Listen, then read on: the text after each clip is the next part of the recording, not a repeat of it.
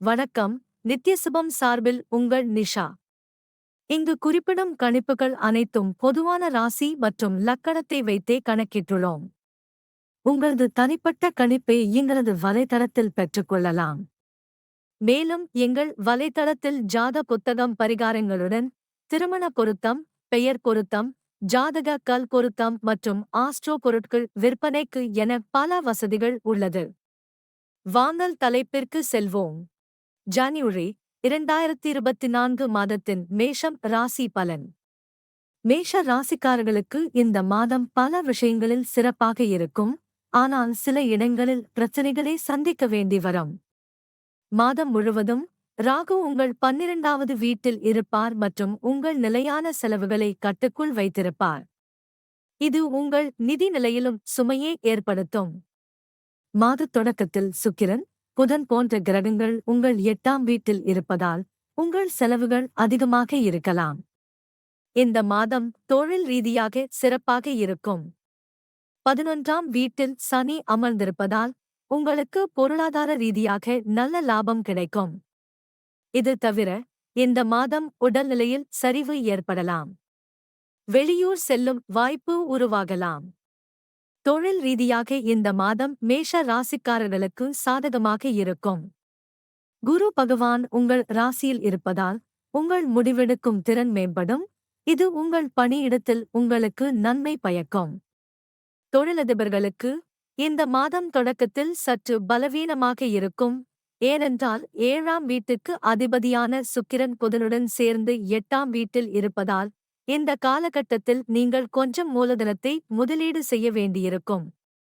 வியாபாரத்தில் நஷ்டம் ஏற்படும் என்பதால் உங்கள் செலவுகளை கட்டுப்படுத்தவும். மாணவர்களைப் பற்றி பேசுகையில் மாத தொடக்கத்தில் இருந்து குரு மற்றும் சனி பகவான் ஆகிய இருவரின் முழு பார்வையும் உங்கள் 5வது வீட்டில் இருக்கும். இதன் காரணமாக உங்கள் புத்திசாலித்தனம் முழுமையாக வளரும். உங்கள் பாடங்களைப் பற்றிய புரிதல் அதிகரிக்கும். இந்த மாதம் குடும்பத்திற்கு சிறப்பாக இருக்கும். உங்கள் 5வது, 7வது மற்றும் 9ஆம் வீட்டில் குருவின் அம்சம் காரணமாக நீங்கள் உங்கள் குடும்பத்துடன் ஒற்றுமையாக இருப்பீர்கள். குழந்தைகளைப் பற்றியும் சிந்திப்பார்கள். 4ஆம் வீட்டில் செவ்வாயின் அம்சம் இருப்பதால் குடும்ப வாழ்க்கையில் அவ்வப்போது டென்ஷன் வரலாம். வீட்டில் சில விஷயங்களில் வாக்குவாதம் ஏற்படலாம். நீங்கள் காதல் உறவில் இருந்தால் மாதத்தின் ஆரம்பம் சற்று பலவீனமாக இருக்கும்.